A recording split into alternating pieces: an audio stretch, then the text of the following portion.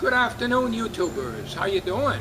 Today is, well, it is afternoon. It's Sunday afternoon, and a little while ago I got back from the Jewett City Flea Market, as I said in the last video, and I've been very, very busy, so I have not had a chance to check my comments, approve them, or anything else. I'm way behind on the comments, and I usually answer those later in the day, and it's very, very hot out here. I hate this hot weather.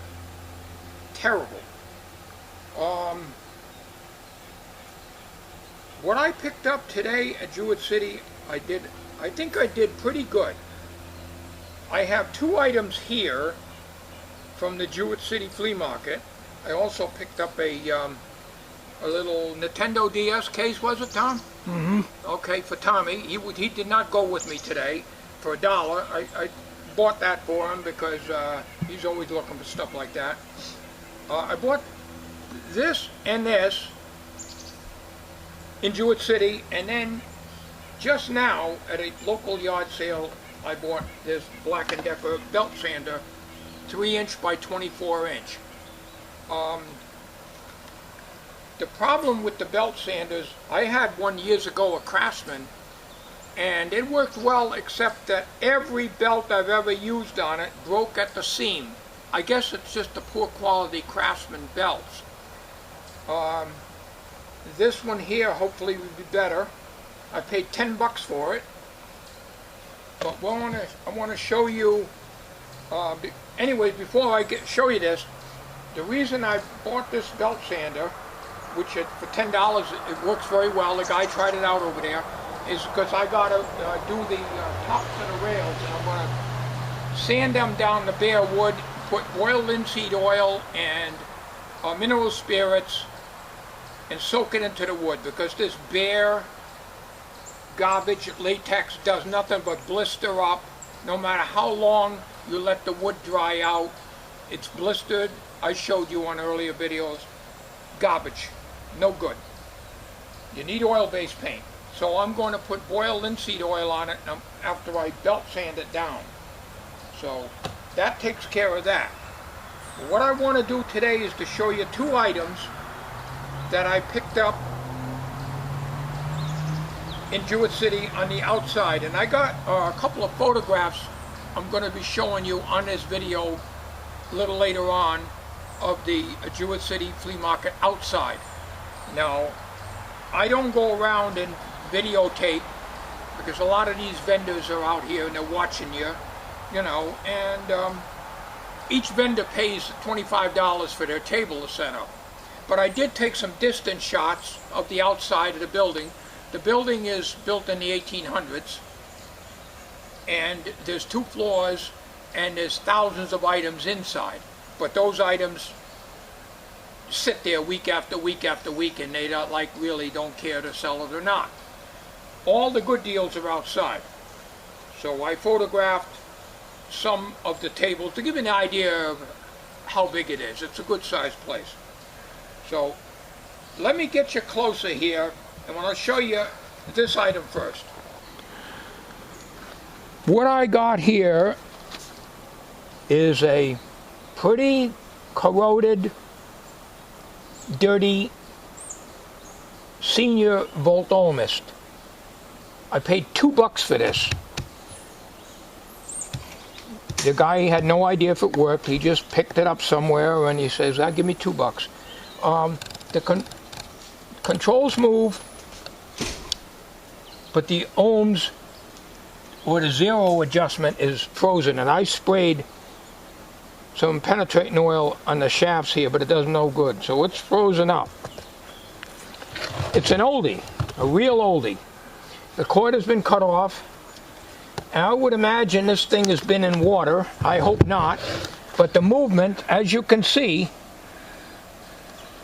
appears to be okay, but that don't guarantee that the movement is good.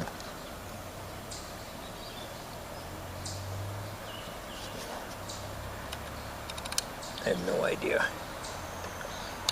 Without my magnifier, I'm pretty useless. So we're going to on video today, I'm gonna open this up out here. It's very dirty. I'm not gonna do it in the shop. And I got the Hallicrafters S86 on the bench, which last night, once again, I spent well over an hour listening to 3875, I believe it is. I love listening to those AMers.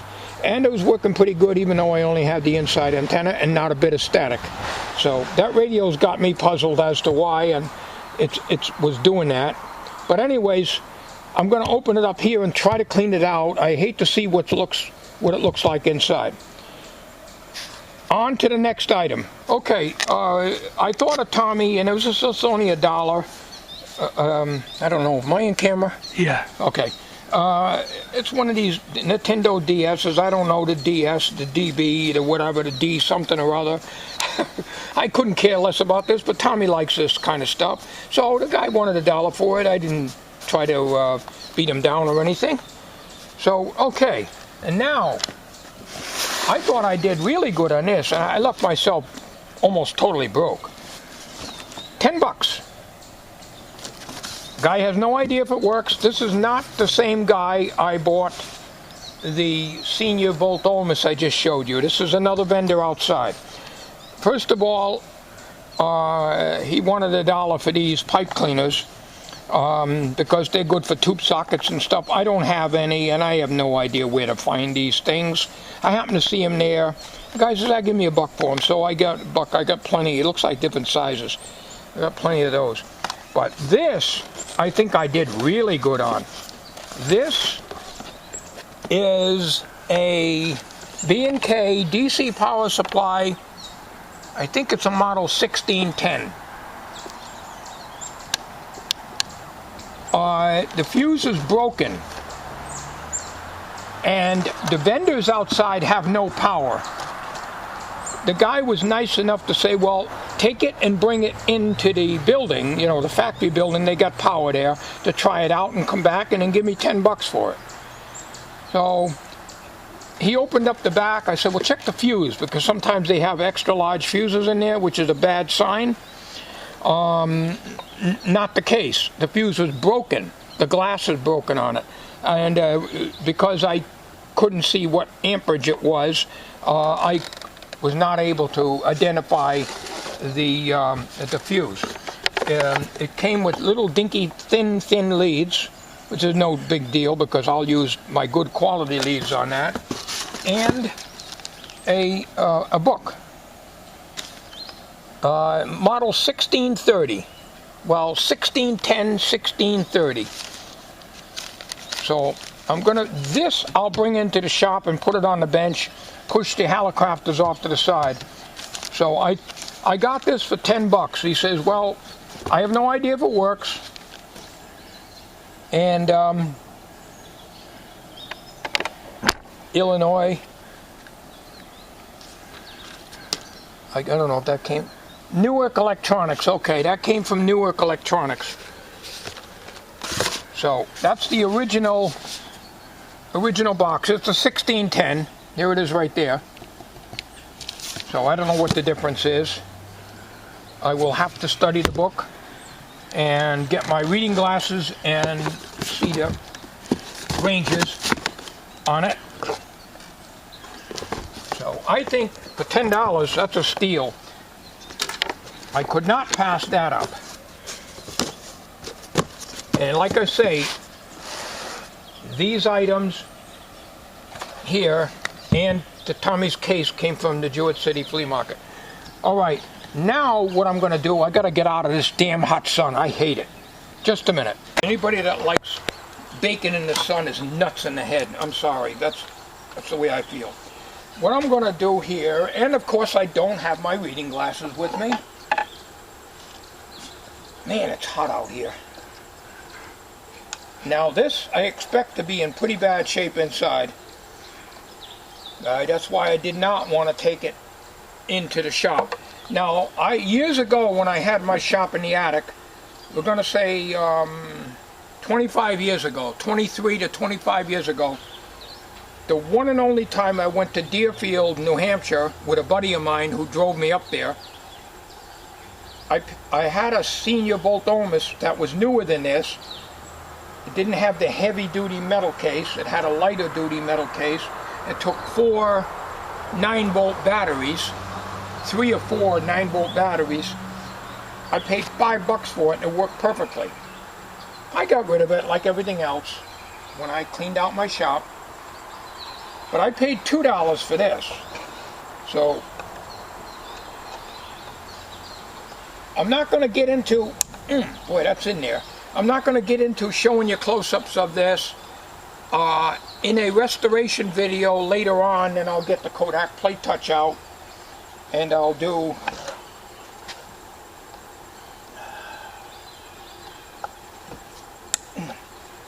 a video on that. And this kind of rotten hot weather, I'm not doing anything outside. This is killing me being out here today. I hate this weather. I thought we were done with it.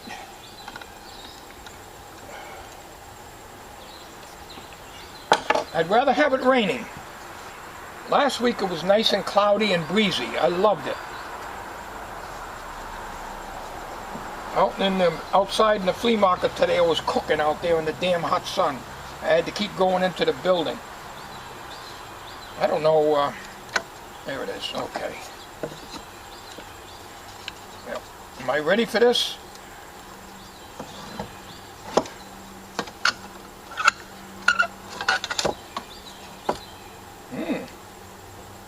That don't look too bad. Except the battery, but the battery is soldered in here. That's not a problem, man, it stinks. Ooh, what does that stink? Rotten musty. What I do on these things is, after I blow them clean and clean the switches, I take scented dryer sheets and shove them in there. That's what I got in the tube tester. But everything looks nice and clean. Okay, record. It's got a D-cell, and the battery's soldered, and the terminal broke off, the positive. So that's easy enough to do, but I was wondering about the 9-volt batteries. In the one I had, which is an older model, it had 3 or 4 9-volt batteries. This only has a 1.5 volt. So I wonder what they're using for the high ohm scale on this. And once again, I don't have the magnifier. Alright, hang on a minute, I'm going to go get some magnification here. I'll be right back. Okay, eyes are back, Sapper. Eyes are back, Sapper. Holy mackerel. Alright, yeah, this battery is, that's where the corrosion is coming from. This whole thing is pretty corroded. The zero adjustment is a potentiometer and it's frozen. But I don't want to put a pair of pliers on that and bust the knob. Let's see if we got an off position here. No, there isn't. A lot of times on a meter like this,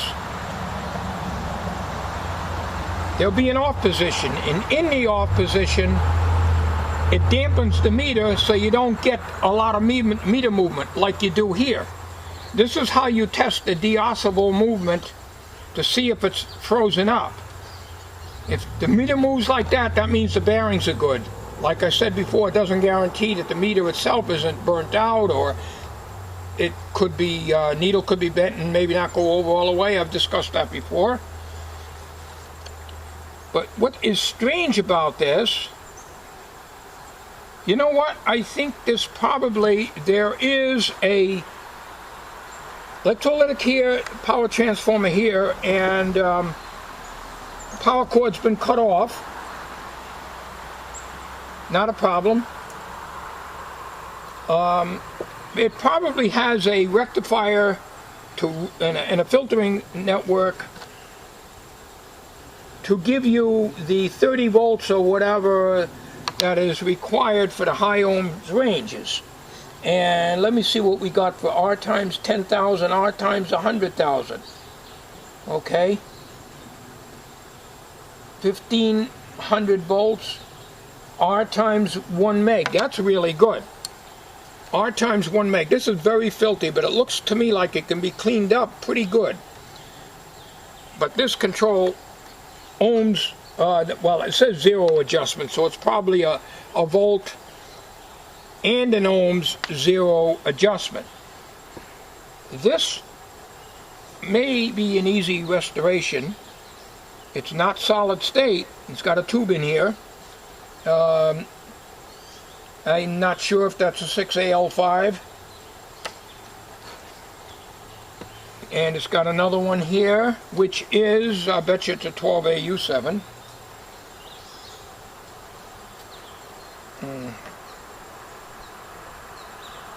I have to get in the shop and get my magnifier, stronger magnifier. It's 12AU7, I believe. There's 2 tubes in here. Typical VTVM, senior volt ohmist.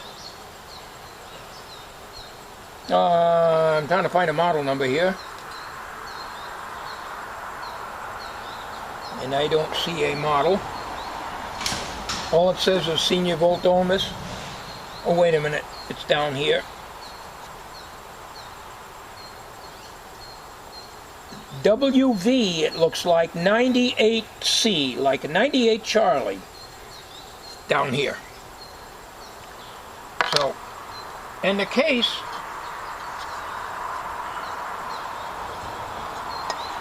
is sanded, spray painted. It'll look pretty sharp. It looks like it's pot metal. This is the kind of metal that, it's not aluminum, I don't think. It could be. This looks like pot metal. That's the kind that's very brittle and can break on you if you're not careful. You get too rough with it. But, let's see what we got here. Yeah, WV, like West Virginia, 98C. 105 to 130 volts, 50, 60 cycles, 6 watts. And that's all I can make out of that. What I'm not going to worry about this at all. I'll just sand all this off, and this will be an outside project for the future. So, all right. Well, this is a pleasant surprise. It's a lot better than I thought it was.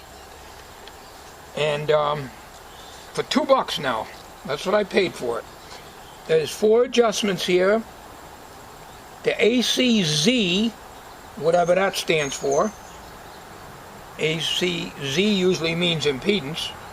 DC minus, AC, and DC plus. Right here. And here's an adjustment for 0.5 volts, in other words, half a volt DC, right here. That's your receptacles for the back screws to hold it in. And the line cord, that won't be too bad to get on. I can get down in there, I guess. It's got one of those plastic compression things, but it's oblong. How should I say? I can't think of the term now. Insulators for the chassis. I don't know. My mind is blank on that. All right, and a nice probe, DC and AC. That's a real nice probe.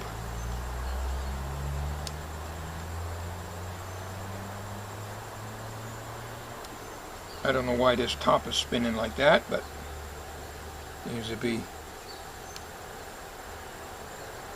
All right, so what I'm going to do off camera is I'm going to clean this up, but I'm not going to take the time to do that now.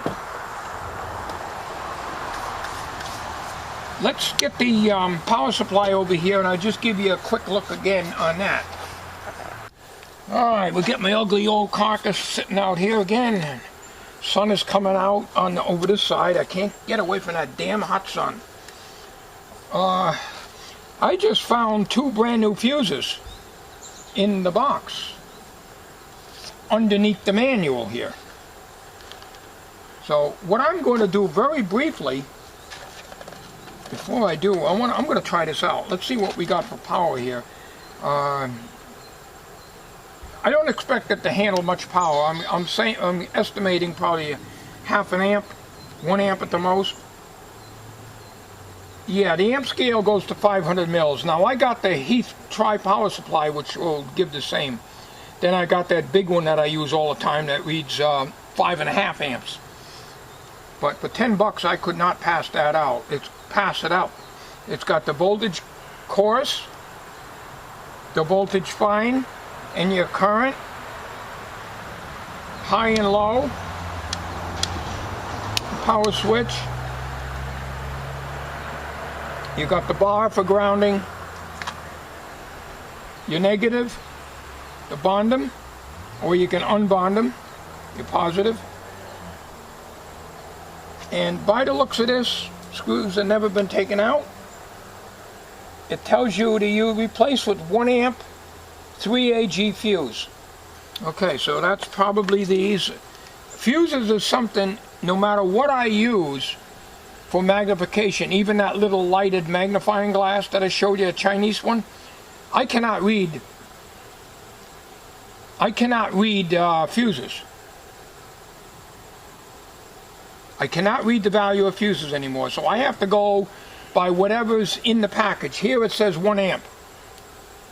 So if the fuses are loose, I can't read them. The print is way too small for no matter what magnification I do, I cannot read the value on fuses. Okay, before I end this video, 2 things I want to do. I want to give you the photographs, a couple of them, of the flea market, just to give you an idea of how it looks outside and how it's set up and everything, and to run this through its paces. So I'm going to take you into the shop. Well, actually, let's see, maybe I can do it out here. I'm looking at the bench over there. As long as I'm not baking in the sun, we can do it out there and run extension cord, and I'll put a fuse in it. I don't know if it works. Hang on. Okay, I have got my Variac set to 117 to 118 volts. The dim bulb test to bypass switch is open. In other words, it's going through the dim bulb. Dim bulb's up here. Dim bulb goes to the isolation transformer. You don't really need an isolation transformer for this because this has got the 3-prong plug, but it's convenient.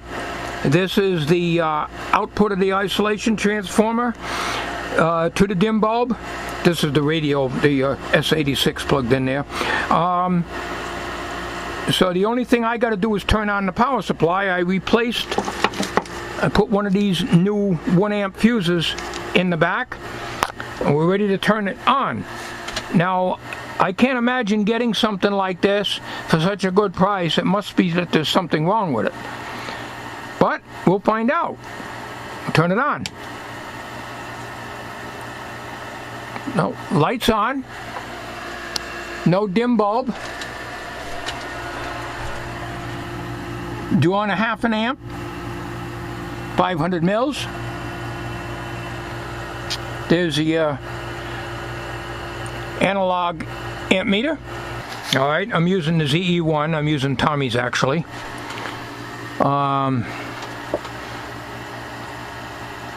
See, we got voltage. Voltage goes up.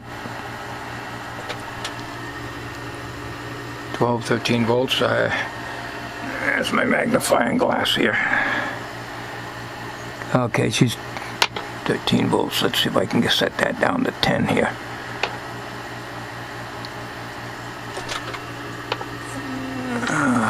It's not quite down to 10.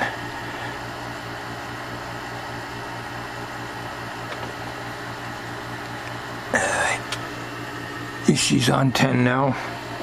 Let's see the fine control here. Let's see if that changes it. That works. Alright, we're exactly on 10. And we got the current control. We shut the current right off. We have no reading on the meter. We put the current back up to whatever, till it gives a reading, and we're on the low setting. We'll put it on the high.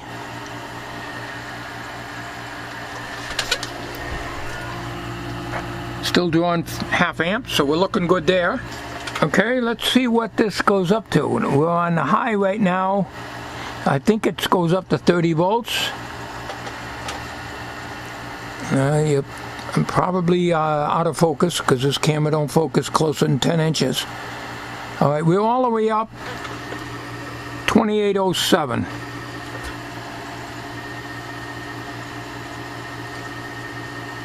Okay, 30. If I take the fine adjustment and bring it all the way over, we are over 30 volts. Now if I put it down on low, we're still 30 volts. So I don't know what the high and low does, except it's probably a high and low current, not voltage. Okay. So that seems to be working very well. I don't know about the amp meter now because all I've got is this meter on it right here. Okay, before I close this video out, the model 1610, which is what I've got here, is only good for 1 amp. And the model 1630 is good for 3 amps. So this is only good for 1 amp at max. But both of them are good for 30 volts. So I think for $10 I got a good deal. Okay, let me show you some pictures of the outside of the flea market. And that concludes this video. I will be making probably a restoration video on that RCA Senior Voltomeist, but not in this hot weather. I will be doing painting and cleaning. I'll probably be cleaning it if I get some shade to work in today. I'll do that off camera. And the painting and so forth will be done when we get better weather. Thanks for watching. Sorry to bore you with these electronic videos, but that's just the way it goes.